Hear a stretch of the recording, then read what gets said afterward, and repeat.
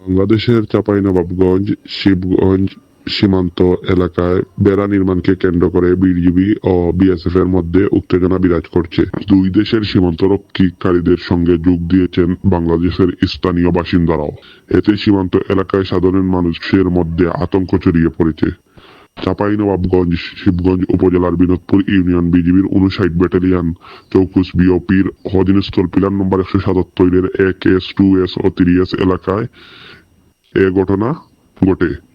এ অবস্থায় বুধবার 8 জানুয়ারি সকাল থেকে সীমান্তে অতিরিক্ত বিজিবি ও বাংলাদেশ সেনাবাহিনী মোতায়েন করা হয়েছে।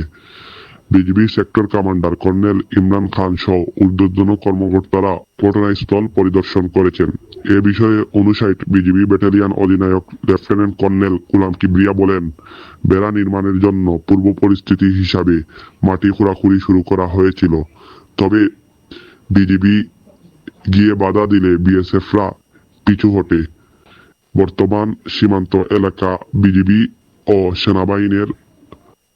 সেনাবাহিনীর অধীনে রয়েছে। এলাকায় শান্তি ফিরিয়ে আনার লক্ষ্যে সীমান্ত এলাকায় বিজিবি ও অতিরিক্ত সেনাবাহিনী ক্যান্টনমেন্ট থেকে নেওয়া হয়েছে। আপনারা শুনলেন এই অডিওটা, এবং সার্বিকভাবে এটা বোঝা গেল যে বাংলাদেশে সীমান্তের ওপারে ঠিক কি হচ্ছে, কীরকম মোতায়েন রয়েছে সেনা, কীরকমভাবে সেখানে একটা মুভমেন্ট চলছে। স্যার, আপনিও শুনলেন। এবারে আপনার কাছে জানতে চাইবো যে এই মুভমেন্টটা কেন, মানে যদিও শুনে মনে হচ্ছে এটা বাংলাদেশি মিডিয়ার তরফ থেকে প্রচার করা হয়েছে, প্রাথমিকভাবে মনে করা হচ্ছে, এবং এই অডিওটা ভীষণ রকমভাবে ভাইরাল হয়েছে। প্রাথমিকভাবে কি মনে করা হচ্ছে, মানে এই মুভমেন্ট কেন বাংলাদেশে? দেখুন, বাংলাদেশ কিন্তু এই বাংলাদেশের দেখুন যা মুভমেন্ট হয় সেটা কিন্তু বাংলাদেশ আর্মি বা বিজিবি করে না, তাদের অর্ডার দেওয়া হয়, এবং অর্ডারটাই এই মুহূর্তে দিচ্ছে এই অসাংবিধানিক উপদেষ্টা পরিষদ। বাংলাদেশের এই উপদেষ্টা পরিষদ এখন ভয়ঙ্কর গৃহযুদ্ধের সামনে পড়ে গেছে। বিএনপি বিদ্রোহ করছে, ছাত্ররা বিদ্রোহ করছে, এবং প্রত্যেকে টেরোরিস্ট অর্গানাইজেশন গুলো প্রেশার দিচ্ছে। 20 তারিখ থেকে আমেরিকায় ডোনাল্ড ট্রাম্প এসে যাচ্ছে। তো এই বিভিন্ন রকম চাপের মধ্যে অর্থনীতি ভয়ঙ্কর, এরা এখন একটা যুদ্ধের আবহাওয়া তৈরি করতে চায়। এবং জিঙ্গোইজম, আপনি জানেন, জিঙ্গোইজমের জন্য যুদ্ধের আবহাওয়া বা রণোন্মাদনা মানুষকে সব ভুলিয়ে দেয় কিছুদিনের জন্য। তো এই একটা আবহাওয়া তৈরি করার চেষ্টা করছে। কারণ আমি দায়িত্ব নিয়ে বলছি যে ভারত সরকারের তরফ থেকে বর্ডার সিকিউরিটি ফোর্স অথবা ইন্ডিয়ান আর্মির তো কোনো প্রশ্নই আসে না। বর্ডার সিকিউরিটি ফোর্স কোথাও কোনো প্ররোচনা দিচ্ছে না। ত্রিপুরার ভিডিও ভাইরাল হয়েছে, আপনারা দেখেছেন, এরকম ভাবে কতগুলো চিংড়ে লুঙ্গি পরে লাঠি নিয়ে প্রায় মারতে যাচ্ছে। 2 মিনিট লাগে বিএসএফ এদের ঠান্ডা করতে, কিন্তু এটা যে প্ররোচনা দিচ্ছে। আমি একটু ওই ত্রিপুরার একদম সীমান্তের যে ভিডিওটা, সেই ভিডিওটা একটু চালানোর অনুরোধ করব, তাহলে আমাদের ভিউয়ার্সদের বুঝতে সুবিধা হবে সেখানে কিরকম ভাবে বিএসএফ কে উত্তক্ত করার চেষ্টা হচ্ছে, বিএসএফ এর বন্দুক কেড়ে নেওয়ার চেষ্টা হচ্ছে। এই হচ্ছে সেই ভিডিওটা। আপনারা আজ তাক বাংলাতে এই ভিডিওটা দেখেছেন। দীপাঞ্জন বাবু, আপনি যেটা ব্রিফ করছিলেন করবেন। হ্যাঁ, এই যে মানে আমাদের 3জন 4জন, আপনি দেখুন, এই যে বাংলাদেশের যে লোকেরা, অনেকে বলছে চোরাচালানকারী বা পাচারকারী, আমি তা মনে করছি না। আমার মনে হচ্ছে যে এরা কিন্তু খুব ডেডিকেটেড বা brain wash, well planned, well oriented. এরা কিন্তু সন্ত্রাসবাদী সংগঠনের লোকজন, আনসারুল্লাহ বাংলা বা এদেরই লোক।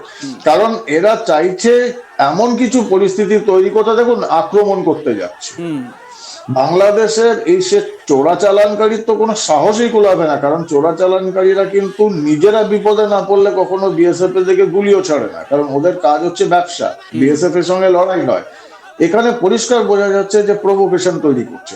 যদি বিএসএফ একটা গুলি চালায় তাহলে এটা একটা ইন্টারন্যাশনাল ক্রাইসিসের দিকে নিয়ে যাওয়ার চেষ্টা করবে, যে ভারত আমাদের আক্রমণ করছে। যেটা শুনছিলেন এই অডিওতে, যেটা বলছিল যে ভারত এখানে সুরঙ্গ করছে, এগুলো সম্পূর্ণ মিথ্যা প্রচার। এবং দেখুন, যুদ্ধ পরিস্থিতি যখন হয়, এই সাবভার্সিভ প্রপাগান্ডা খুব জরুরি রোল প্লে করে। তো সেটা এরা করছে। আপনি দেখুন কিরকম ভাবে রেস্ট্রেন করছে আমাদের বিএসএফ এর। একদমই দীপাঞ্জন বাবু, আমি তো ভীষণ রকম ভাবে বিশ্বাস করি, এবং আন্তর্জাতিক ক্ষেত্রে সবাই হয়তো এটা মানুক বা না মানুক, এটা বিশ্বাস করে যে ভারতীয় সেনাবাহিনীর মতো সহনশীল সেনাবাহিনী বিশ্বে দ্বিতীয়টি নেই। এবং দেখা যাচ্ছে যে এই মুহূর্তে এই যে পরিস্থিতিতে মানে যেরকমভাবে প্রভোকেটিভ অ্যাক্টিভিটি লক্ষ্য করা যাচ্ছে বাংলাদেশের তরফ থেকে, বিভিন্ন বর্ডারগুলোতে উত্তেজনার একটা পরিস্থিতি লক্ষ্য করা যাচ্ছে, যদি কোনো রকমভাবে একটা গুলি চলে, আমি বললাম যে যদি শুধুমাত্র বিএসএফ এর থেকে চললো না, যদি ওপার থেকেও কোনো একটা গুলি চলে, এবং ভারতের যে পলিসি, ভারত কোনো সময় আগে আক্রমণ করে না, আগ্রাসন নীতি ভারতের নেই, কিন্তু হ্যাঁ প্রোটেকশনের জন্য বা নিজেদের সার্বভৌমত্ব রক্ষার জন্য ভারতীয় সেনাবাহিনী তারা অ্যাক্টিভ হবে। কিন্তু আমার প্রশ্ন হচ্ছে, যদি কোনোভাবে বর্ডারে একটা গুলি চলে, সেক্ষেত্রে কি সিচুয়েশন হতে পারে? দেখুন, আপনি যেটা বলছিলেন এটা কিন্তু ঘটনা, যে আমেরিকা হোক, আমেরিকার আর্মি, তারা কিন্তু ভিয়েতনাম থেকে শুরু করে বিভিন্ন জায়গায় মানবাধিকার লঙ্ঘনের হাজারো এক্সাম্পল রয়েছে। রাশিয়ান আর্মি তাই রয়েছে, চীনের তো ভুড়ি ভুড়ি রয়েছে, ইনক্লুডিং চীন যখন তিব্বত আক্রমণ করেছিল দালাই লামাকে উৎখাত করার জন্য 30-40 হাজার লোককে মেরে ফেলেছিল। স্বাধীনতার পর থেকে এখন অব্দি ভারত কিন্তু 3-4টে বড় বড় যুদ্ধ লড়েছে, 62, 65, 71, তারপরে আবার কার্গিল। ভারতের শত্রু রাষ্ট্র পাকিস্তান, তারা কিন্তু আজ পর্যন্ত ভারতীয় সেনাবাহিনীর বিরুদ্ধে মানবাধিকার লঙ্ঘনের কোনো অভিযোগ করতে পারেনি, এটা ভারতের ঐতিহ্য। কিন্তু তার মানে এই নয় যে আমরা আত্মরক্ষা করব না বা আমাদের ভারতের সার্বভৌমত্ব আমরা রক্ষা করতে পারবো না বা রক্ষা করব না। সেটা চীন বুঝেছে, গুলি না চালিয়ে ডোকালামে কি করতে হয়, কি করে করার, সেটা ভারত কিন্তু করে দেখিয়ে দিয়েছে ডোকালাম, এবং চীনের মতো মহাশক্তিধর রাষ্ট্রকে। বাংলাদেশের এই মশা মাছিগুলো যে লাফাচ্ছে, কিন্তু এদের ইন্টেনশন খুবই খারাপ। আমি বিশ্বাস করব বিএসএফ ঠিক জওয়ানদের এই উপর, জায়গা অফিসারদের থেকেই উপর পুরো এই ভরসা জায়গা থেকেই দীপাঞ্জন বাবু আমি আপনাকে একটু বিরত করছি, কারণ আমাদের এর পরবর্তী যে আলোচনার বিষয়বস্তু, সেই বিষয়বস্তুতে যাব। যে ছবিগুলো আমাদের সামনে এসেছে, আমি সেই পিকলুপটা চালানোর জন্য রিকোয়েস্ট করব, যেখানে বাংলাদেশে সীমান্তের ওপারে সেনা মোতায়েন হয়েছে, সেই ছবিগুলো কিন্তু আমাদের হাতে এসেছে, যেগুলো আমাদের ভিউয়ার্সদের দেখা উচিত এবং সেখানে কি পরিস্থিতি তৈরি হয়েছে সেগুলো জানা উচিত।